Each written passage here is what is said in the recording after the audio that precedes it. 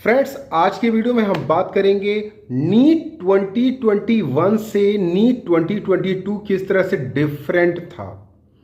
NEET 2021 का जो cut off गया था, जिस तरह से वहां पे बच्चों ने अच्छा खासा स्कोर किया, क्या सेम वही रिफ्लेक्ट होके नीट 2022 में आएगा? पूरा डिटेल में बात करेंगे। वीडियो को ध्यान से देखिएगा, शुरू से लेकर लास्ट तक देखिएगा, क्योंकि मेरा मकसद यही होता है कि आप एक एक चीज समझें। आप में से बहुत सारे बच्चे मुझसे कहते हैं कि सर वीडियो बड़ा लेंदी हो जाता है। लेंदी इसलिए हो जाता है क्योंकि चीज़ों को समझोगे तो ज़्यादा सही रहेगा, रादर देन कि इसी तरह के वीडियोस कट ऑफ से रिलेटेड आप 100 वीडियो देख डालो, नहीं समझ में आएगा कि हो क्या रहा है, इसके पीछे रीज़न क्या है। तो मैं एक्सप्लेन करने वाला हूं किस तरह से आपका नीट 2022 नीट 2021 से डिफरेंट है।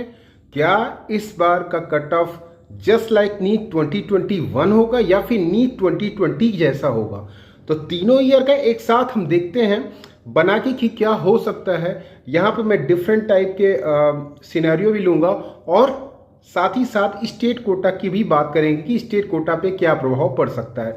वीडियो को शुरू से लेकर लास्ट तक देखिए। फर्स्ट टाइम चैनल पे तो सब्सक्राइब कर लीजिए, वीडियो को लाइक कीजिए और शेयर कीजिए, क्योंकि इससे बेस्ट और जेन्युइन चैनल नहीं मिलेगा आपको, 100% गारंटी के साथ कहता हूँ। तो शुरू से लेकर लास्ट तक देखिए, एक भी डाउट आपके दिमाग में नहीं रहेगा। फ्रेंड्स, हम लोग बात करेंगे नीट 2020, नीट 2021 और नीट 2022 की परफॉर्मेंस पे। इससे आपको ये आइडिया मिल जाएगा कि आने वाले टाइम में आपका नीट 2022 का परफॉर्मेंस कैसा रह सकता है। मतलब बेसिकली हम इसको निकालने वाले हैं, बाकी ये और ये नोन है। वीडियो को ध्यान से देखिएगा, इससे आपको थोड़ा सा आइडिया भी मिल जाएगा। ठीक है, लास्ट ईयर भी मैंने इसी तरह की एक एनालिसिस की थी जो कि काफ़ी अच्छी गई थी। देख लेते हैं। नंबर 1, नीट 2020 की बात करें तो ठीक है, अब मैं कोरोना से स्टार्ट करूंगा, उसके बाद क्वेश्चन पेपर से स्टार्ट करूंगा। कृपया करके आप लोग ये मत सोचिएगा कि सर कोविड क्यों डिस्कस कर रहे हैं, उसके पीछे रीज़न है कोविड एंड कोविड था लेकिन ज़्यादा नहीं था। तो ये तीनों की केस में लगभग कोविड था, लेकिन कोविड का जो मैक्सिमम इफेक्ट था वो था नीट 2020 में। नीट 2020 में हल्का था और 2022 में काफ़ी कम था, उसका इफेक्ट उतना नहीं था। ठीक है, पहली बात तो ये है। दूसरी बात इम्पॉर्टेंट, नीट 2020 में एग्ज़ाम का जो लेवल था, डिफ़िकल्टी लेवल, वो काफ़ी low difficulty means question paper was pretty easy. ठीक है, ये था नीट 2020 के केस में। आगे हम ये भी बात करेंगे कि यहाँ पे परफॉर्मेंस कैसा रहा था, नीट 2021 में परफॉर्मेंस कैसा रहा था। अब उसके बाद नीट 2021 में क्या हुआ था लास्ट ईयर, यहाँ पर तो आपको 180 मिनट्स में 180 क्वेश्चंस करने थे। आपको याद होगा कि यहाँ पर आपको 180 मिनट्स में 180 क्वेश्चंस करने थे नीट 2020 में। यहाँ की बात कर लेते हैं, एग्ज़ाम लेवल क्या था नीट 2021 का, पिछले साल का। जो बच्चे दिए होंगे उनको पता होगा पिछले साल का एग्ज़ाम लेवल क्या था। लगभग नीट 2022 को फॉलो करते हुए आ रहा था, लेकिन इससे थोड़ा स्लाइटली इसकी परफॉर्मेंस थोड़ी कम थी। मतलब यहाँ की जो डिफ़िकल्टी थी उसके लेवल से थोड़ा सा कम डिफ़िकल्ट मीन्स ये था। ठीक है, मतलब अगर ये डिफ़िकल्टी लेवल इसका 90% था तो इसका 85%। ठीक है, और सबसे ज़्यादा सहूलियत की बात ये है कि यहाँ पर 180 मिनट्स में 200 क्वेश्चंस थे। 180 मिनट्स में 200 क्वेश्चंस, तो यहाँ से एनटीए ने ऑप्शनल क्वेश्चन लाने शुरू कर दिए थे। ठीक है, वीडियो को ध्यान से देखिए क्योंकि आगे मैं डेटा भी निकालने वाला हूँ। वो डेटा होगा कि किस तरह से नीट 2022 में कितने बच्चे स्कोर कर सकते हैं, क्या स्कोर कर सकते हैं, ये भी हम बात करेंगे। तो किस तरह से 2020 से 2022 का डेटा निकलेगा, जिस तरह से हमने लास्ट ईयर में निकाला था। तो यहाँ पे 20 ऑप्शनल क्वेश्चन थे। ठीक है, 20 ऑप्शनल क्वेश्चंस, ठीक है, थे 20 ऑप्शनल क्वेश्चन, लेकिन आपको मिले थे 180 मिनट्स। ध्यान दीजिए, 180 मिनट्स मतलब ये कि बच्चों ने 200 क्वेश्चंस पे नज़र डाली, मीन्स बच्चों ने कहीं ना कहीं इस पे टाइम दिया। ठीक है, जिसकी वजह से इसका थोड़ा सा बच्चों का यहाँ पे परफॉर्मेंस कंपेयर टू 2020 कम था, हल्का सा कम, मीन्स 1% और 0.5%। क्यों? क्योंकि 200 क्वेश्चन 180 मिनट में थे और ये मेन फैक्टर था एग्ज़ाम में, जिसकी वजह से बच्चों का 2020 से हल्का सा खराब रिजल्ट गया था, ज़्यादा खराब नहीं गया था। अब मान के चलिए कि 600 प्लस अगर यहाँ पे स्कोर करने वाले बच्चे 20,000 प्लस थे, ठीक है, तो यहाँ पर भी 600 प्लस स्कोर करने वाले बच्चे लगभग 19,000 प्लस थे। अब एग्जैक्ट का डेटा कितना है ये आप लोग देख लीजिएगा, लेकिन 20,000 से मतलब 500,000 बच्चे कम थे। ठीक है, और उसका जो मुझे रीज़न लगा वो यही लगा कि एग्ज़ाम में काफ़ी टाइम बच्चों का यहाँ पे वेस्ट गया है। ठीक है, ये रही 2021 की बात, ये रही 2020 की बात। अब बात कर लेते हैं 2022 में। पहली बात तो 2022 में बच्चे भी बड़े हुए हैं। ठीक है, काफ़ी बड़े हैं, एग्ज़ाम लेवल। ठीक है, अब यहाँ पे देखा जाए तो यहाँ पर भी फिजिक्स का पेपर काफ़ी इजी था।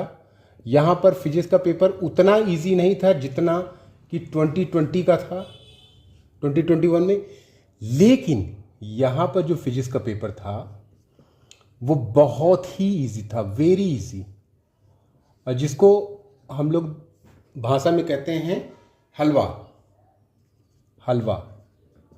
मतलब 35 से 40 क्वेश्चंस, जैसा मैंने एनालिसिस करके बताया था, प्लस ये तो होने ही होने हैं मैक्सिमम बच्चों के। ठीक है, अब यहाँ पर जो केमिस्ट्री का क्वेश्चन पेपर था नीट 2020 में, ठीक है, और बायोलॉजी का, ये दोनों काफ़ी इजी थे, इजी टू मॉडरेट में दोनों थे, और आपका बायोलॉजी काफ़ी इजी था।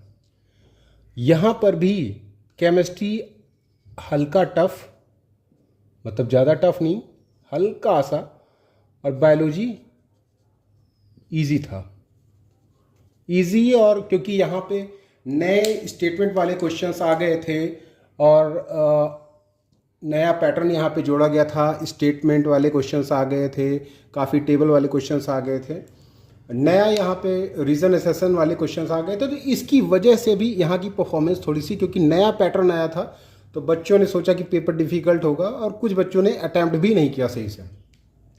लेकिन नीट 2022 में उन्हें पता था कि नीट 2021 जैसा ही असर्शन वाले क्वेश्चन, स्टेटमेंट वाले क्वेश्चन आने हैं।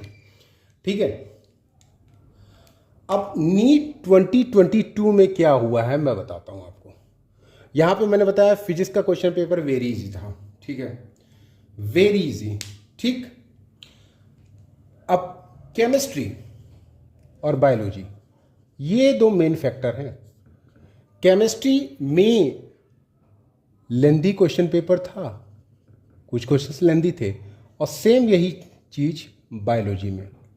ठीक है, बायोलॉजी में भी कुछ क्वेश्चंस लेंदी थे, कुछ ट्रिकी थे। ठीक है, लेंदी ट्रिकी। ठीक है, लेकिन अगर सेक्शन बी की बात करेंगे आप, सेक्शन बी की, तो सेक्शन बी में आपको 15 में से 10 क्वेश्चंस करने थे। ठीक है, तो यहाँ पर सेक्शन बी में अगर डिफ़िकल्ट कुछ क्वेश्चन हुए तो उसका ऑप्शनल क्वेश्चन आपके लिए है। और सबसे ज़रूरी बात यह है कि 180 क्वेश्चंस करने थे आउट ऑफ 200 क्वेश्चंस, और टाइम मिला था 200 मिनट का। ये बहुत इंपॉर्टेंट है, क्योंकि आप में से बहुत सारे बच्चे ये बोल रहे थे कि पेपर लेंदी था, खासकर केमिस्ट्री और बायोलॉजी के बारे में। लेकिन अगर आप देखेंगे, नॉर्मली बच्चा अगर बायोलॉजी में 40 मिनट लगाता है या 50 मिनट लगाता है, तो वो एक्स्ट्रा टाइम अगर ले लेगा, 20 मिनट जो एक्स्ट्रा टाइम है उसमें से 10 मिनट या 15 मिनट ले लेगा, या फिर केमिस्ट्री में 5-10 मिनट ले लेगा एक्स्ट्रा, तो वो एवरेज वहीं पहुंच जाएगा। ठीक है, तो कहने का सीधा सीधा मतलब ये है कि ये जो नीट 2020 है और नीट 2022 है, इनके बीच में सिमिलरिटी लग रही है। ठीक है, और नीट 2021 और नीट 2022 के एग्जाम पैटर्न, क्वेश्चन पेपर, ये सारा सेम था, क्योंकि नीट 2020 में आपका स्टेटमेंट और असर्शन रीजन वाले क्वेश्चंस नहीं आए थे, लेकिन नीट 2021 में और नीट 2022 में दोनों में आए थे। तो ये दोनों काफ़ी मैच कर रहे हैं, लेकिन एग्जाम पॉइंट ऑफ व्यू से या कट ऑफ या परफॉर्मेंस पॉइंट ऑफ व्यू से अगर देखा जाए तो 2020 2022 से मैच कर रहा है। मीन्स अगर यहाँ पे रीजन असेसन वाले क्वेश्चंस नहीं आए होते तो नीट 2021 का परफॉर्मेंस नीट 2020 से काफ़ी अच्छा होता। ठीक है, और यहाँ पे 200 क्वेश्चंस एक्स्ट्रा थे, मीन्स 200 क्वेश्चंस थे, 180 मिनट, 20 मिनट कम बच्चों को मिले थे, वरना इससे अच्छा होता परफॉर्मेंस। लेकिन नीट 2022 में क्या हुआ, मैं मानता हूं कि अगर आपका केमिस्ट्री का पेपर और बायोलॉजी का पेपर हल्का फुल्का लेंदी भी था, कुछ क्वेश्चन ट्रिकी भी थे, फिर भी आपको 20 मिनट एक्स्ट्रा मिला था टाइम। ये मत भूलिए, क्योंकि ये यही टाइम है जो आपको 2020 और 2022 को मैच करने के लिए बोल रहा है। तो आपका जो नीट 2020 है, ठीक है, ये सिमिलर टू नीट 2022। सिमिलर का मतलब ये हो गया कि प्लस माइनस। ठीक है, यहां पे ऐसा भी नहीं है कि नीट 2020 का डेटा आप उठा के नीट 2022 में डाल दीजिए, ऐसा नहीं है। ठीक है, उसी पे प्लस माइनस मेरे ख्याल से प्लस ही होगा, हल्का फुल्का। तो इस तरह से आपको देखना पड़ेगा। और जहां तक रही बात स्टेट के परफॉर्मेंस की, ठीक है, तो स्टेट के परफॉर्मेंस की अगर हम बात करें तो हर साल स्टेट का परफॉर्मेंस स्टेट मेरिट पे डिपेंड करता है। ठीक है, स्टेट मेरिट पे डिपेंड करता है। कई सारे स्टेट हैं लाइक दिल्ली, बिहार, राजस्थान, वेस्ट बंगाल, गुजरात,